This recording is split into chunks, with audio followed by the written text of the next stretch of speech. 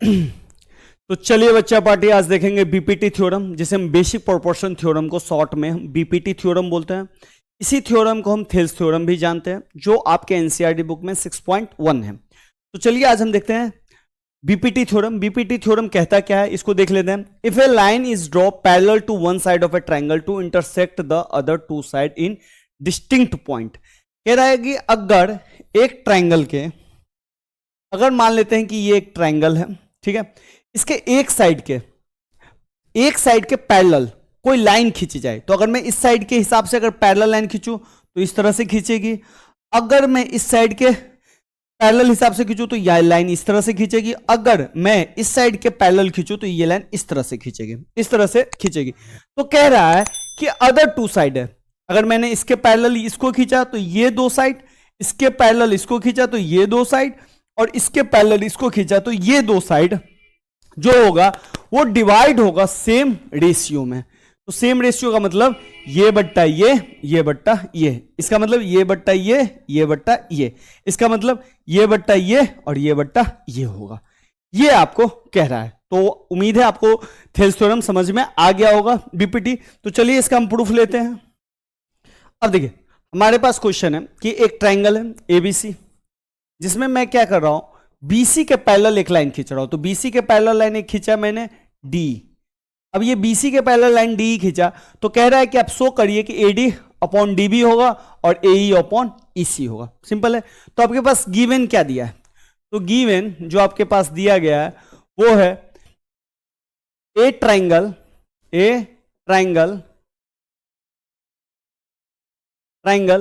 ABC in which BC parallel D, BC parallel D। एक triangle ABC है जिसमें BC parallel D दिया हुआ है, and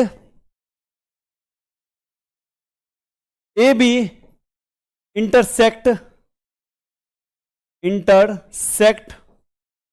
point D and AC intersect point E। देखिए मैंने क्या बोला, क्वेश्चन क्या बोला है कि एक ट्राइंगल है जिसमें D पैरेलल BC दिया हुआ है, जिसमें AB पॉइंट पे D इंटरसेक्ट हुआ है और AC पॉइंट E इंटरसेक्ट हुआ है।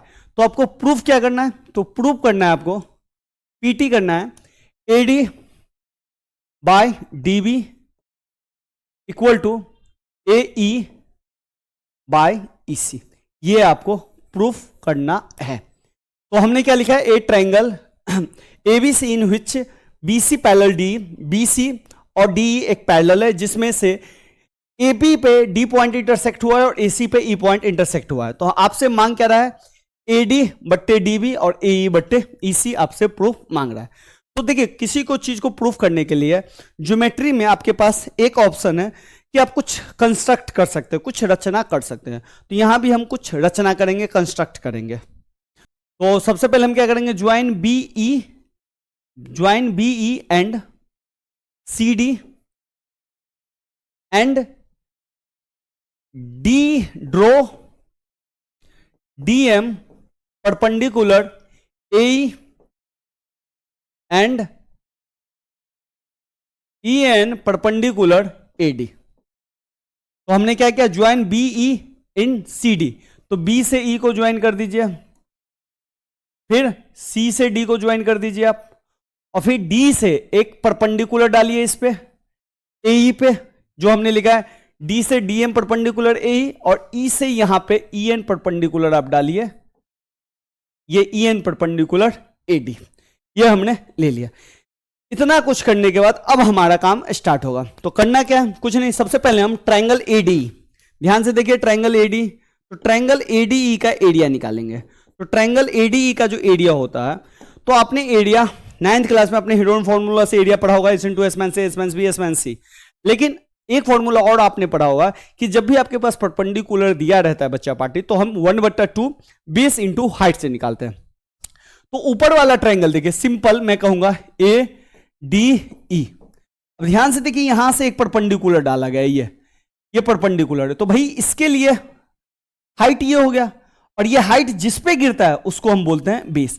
जैसे आपने नॉर्मल ट्रायंगल पढ़ा होगा, तो ये अगर हाइट होता था तो इसको हम क्या बोलते थे, बेस। यानी कि जिस पे हाइट गिरता है वो हो जाता है आपका बेस। तो ये बेस हो गया, तो ये हाइट हुआ तो ये बेस होगा। अब इसमें दो परपेंडिकुलर है, तो मैं किस परपेंडिकुलर की बात कर रहा हूं, इस परपेंडिकुलर की बात कर रहा हूं, ठीक है। ई एन, तो इसका हो जाएगा 1/2 बेस। तो बेस ये जो हाइट है किस पे गिरा है, एडी पे, तो 1/2 बेस इंटू हाइट। हाइट कितना हो गया आपका, ई एन। तो हाइट हमने ले लिया ई एन, इसको मान लीजिए आप इक्वेशन 1, ठीक है बच्चा पार्टी। अब देखिए हमारे पास एक तो हमने एडी ले लिया, अब दूसरा ट्रायंगल हम लेंगे डी बी ई, ये ट्रायंगल लेंगे डी बी ई, ये triangle D B E triangle. अब देखिए हम ले रहे हैं area triangle D B E. अब डी बी जो ट्रायंगल है वो ध्यान से देखिए, ये आपको ऑब्ट्यूज ट्रायंगल दिखेगा, लेकिन आपको पता नहीं चलेगा कि ये ट्रायंगल ऑब्ट्यूज है, लेकिन ये ट्रायंगल क्या है, ऑब्ट्यूज है। अब ऑब्ट्यूज ट्रायंगल का कुछ प्रॉपर्टी होता है। प्रॉपर्टी क्या होता है कि देखिए आपके पास तीन ट्रायंगल है, एक होता है एक्यूट ट्रायंगल, एक होता है आपका राइट एंगल ट्रायंगल, और थर्ड होता है आपका ऑब्ट्यूज ट्रायंगल, कुछ इस तरीके से। अब देखिए एक्यूट ट्रायंगल में अगर आप परपेंडिकुलर गिराइएगा तो वो आपका परपेंडिकुलर जो है ट्रायंगल के अंदर से गिरेगा ऐसे। राइट एंगल ट्रायंगल में अगर परपेंडिकुलर गिराइएगा तो ये एकदम इसी साइड के ऊपर से गिरेगा, ठीक है। और थर्ड है ऑब्ट्यूज ट्रायंगल में गिराइएगा तो ऑब्ट्यूज ट्रायंगल में परपेंडिकुलर बाहर गिरेगा। उम्मीद है आपको समझ में आ रहा होगा। तो ऑब्ट्यूज ट्रायंगल में परपेंडिकुलर बाहर की ओर गिरता है। तो ये जो ट्रायंगल है ना आपका, ये है आपका ऑब्ट्यूज ट्रायंगल। तो ऑब्ट्यूज ट्रायंगल का परपेंडिकुलर है ये है आपका ई एन, ही इसका परपेंडिकुलर है। तो अगर मैं इसका नाम दूं तो इसका नाम मैं ई दूं, इसका नाम मैं डी भी दूं, इसका नाम ये दूं बी, तो डी बी ई ट्रायंगल हो गया। तो इसका फॉर्मूला क्या, 1/2 बेस। बेस यही होगा क्योंकि ये इसी पे जाके गिरेगा। तो डी बी और हाइट कौन हो जाएगा, ई, और ये पॉइंट है एन, तो ये हो गया ई एन। तो इसका फॉर्मूला होगा base D B 1/2 base D B, और हाइट हो गया इसका ई एन। ये हो गया इक्वेशन 2। अब क्या करना है, इक्वेशन 1 और 2 को ना डिवाइड कर देना है। तो चलिए इक्वेशन 1 और 2 को डिवाइड करते हैं। इक्वेशन 1 डिवाइडेड बाय 2, तो 1 को 2 से डिवाइड करने का अर्थ है कि एरिया ट्रायंगल एडी ले लेना और area triangle D B E को नीचे में रखना, डी बी ई, और यहां हो गया 1/2 एडी इंटू ई एन, और यहां हो गया आपका बच्चा पार्टी A 1/2 D B into E N. अब सब जानते हैं बच्चा पार्टी ई एन से ई एन कैंसिल आउट होगा और हाफ से हाफ कैंसिल आउट होगा, तो बचेगा क्या, एडी अपॉन डी बी, यानी कि area triangle AD upon area triangle DB बराबर बचा एडी बटा डीबी, जिसको आप मान लेते हैं समीकरण 3। अब ध्यान से देखिए कि एडी बटा डीबी, यहां वाला साइड एडी बटा डीबी आपके पास आ गया, यानी कि एडी बटा डीबी आ गया। जिस तरह से हमने एडी बटा डीबी निकाला उसी तरीके से हमको ए बटा ईसी निकालना है। तो ए बटा ईसी हम इस साइड निकालते हैं। अब देखिए अब क्या करेंगे, देखिए एरिया ट्रायंगल एडी हमने एक बार लिया, तो इस बार हमने परपेंडिकुलर हाइट किसको माना था, ई एन को। लेकिन ध्यान से देखिए दो परपेंडिकुलर है, एक आपका ई एन है और एक आपका डी एम है, ठीक है। तो मैं एक बार फिर से ले रहा हूं एरिया ट्रायंगल एडी। जैसे मैंने एरिया ट्रायंगल एडी लिया तो 1/2 बेस, एक बार तो मैंने हाइट ई एन ले लिया तो बेस हो गया एडी, इस बार मैं हाइट ले रहा हूं डीएम, तो डीएम हाइट लूंगा तो हमारा ये हो जाएगा बेस हो जाएगा ए इंटू डीएम, क्योंकि फॉर्मूला होता है 1/2 बेस इंटू हाइट। तो इस बार मैंने जैसे ही हाइट डीएम लिया तो बेस हो गया ए, इस बार में मैंने ई एन लिया था तो ये हो गया एडी, क्योंकि ये दोनों हाइट जो है एक ही ट्रायंगल एडी में ई में है। अब ये ले लिया, अब जैसे हमने एडी में लिया तो ये हमारे पास बेस होगा, ये लेना है ये, तो ये ध्यान से देखिए ये हमें इस ट्रायंगल में आपको मिल जाएगा, इस वाले ट्रायंगल में, यानी कि डी ई सी। और ध्यान से देखिए ये भी ट्रायंगल जो है आपका ऑब्ट्यूज ट्रायंगल है, तो जिस तरह से इसका परपेंडिकुलर बाहर गिरा था उसी तरह से इसका भी परपेंडिकुलर बाहर गिरेगा, और इसका परपेंडिकुलर होगा ये वाला डीएम। तो ले रहा हूं मैं एरिया ट्रायंगल डी ई सी, तो एरिया ट्रायंगल डी ई सी बराबर होगा 1/2 इंटू बेस है इसका ईसी और इसका हाइट है आपका डीएम। तो इस वाले समीकरण को हमने 3 माना था, इस समीकरण को आप ले लीजिए 4 और इस समीकरण को ले लीजिए आप 5। तो इक्वेशन 4 एंड 5 को डिवाइड कर दीजिए फिर से, जैसे हमने 1 2 को डिवाइड किया उसी तरह यहां पे हम 4 और 5 को भी डिवाइड कर रहे हैं। तो जैसे ही 4 5 को डिवाइड कीजिएगा तो आपको लिखना पड़ेगा area triangle AD divided by area triangle DEC, और ये हो जाएगा 1/2 AE इंटू DM, और इधर हो गया 1/2 EC इंटू DM। यहां DM और DM कैंसल आउट होगा, 1/2 भी कैंसल आउट होगा, और इधर बचेगा आपका AE अपॉन EC। अब ध्यान से देखिए, इसको मान लीजिए आप समीकरण 4 ये है, 5 ये है, इसको मान लीजिए समीकरण 6। समीकरण का मतलब इक्वेशन 6। अब ध्यान से देखिए, आपके पास समीकरण 3 में AD बटा DB, और समीकरण 6 में ध्यान दीजिए AE बटा EC आ गया, और यहां पे ये चीज है। लेकिन एक प्रॉब्लम है, ये दोनों आप तभी बराबर कर सकते हैं जब इसको और इसको हटा दीजिएगा। अब कहिएगा ये कैसे? देखिए सिंपल सा लॉ बनता है कि अगर B बराबर A है और B बराबर C है, तभी ये कब होगा? जब ये दोनों बराबर हो, B कट जाएगा तो इसका मतलब है A बराबर C होगा। चूंकि ये कटता नहीं है, ये हट जाता है, समझे?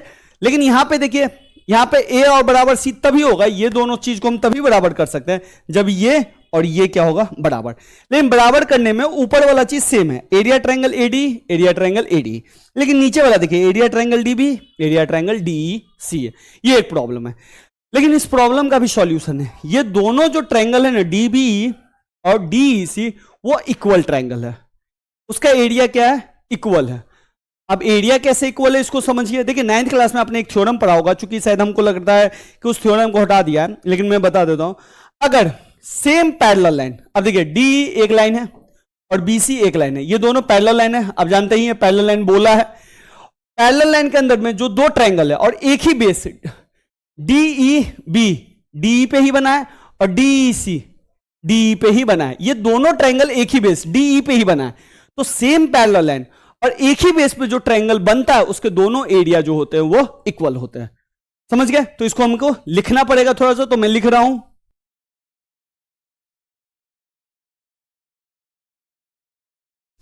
अब देखिए मैंने क्या लिखा कि ट्रायंगल DB और DEC एक ही बेस पे है, DE पे। ये दोनों ट्रायंगल एक ही बेस DE पे बने हुए हैं और एक ही पैरेलल लाइन DE और BC के अंतर्गत है। तो जब भी होंगे तो दोनों ट्रायंगल का जो एरिया होगा वो इक्वल होगा, यानी कि area triangle DEC equal to area triangle DBE। ये हो गया। अब देखिए ये जैसे ही हुआ, अब थोड़ा सा मैं इसे ऊपर कर देता हूं। अब यहां से देखिए, यहां से मैं हटा रहा हूं, अब यहां से मैं ले रहा हूं। अब देखिए ध्यान से देखिए, अगर मैं इक्वेशन 6 को ही कंसीडर कर रहा हूं, मैं इक्वेशन 3 को भी कंसीडर कर सकता हूं। चलिए मैं इक्वेशन 3 को ही कंसीडर कर रहा हूं, इक्वेशन 3। अब इक्वेशन 3 क्या था? Area triangle ADE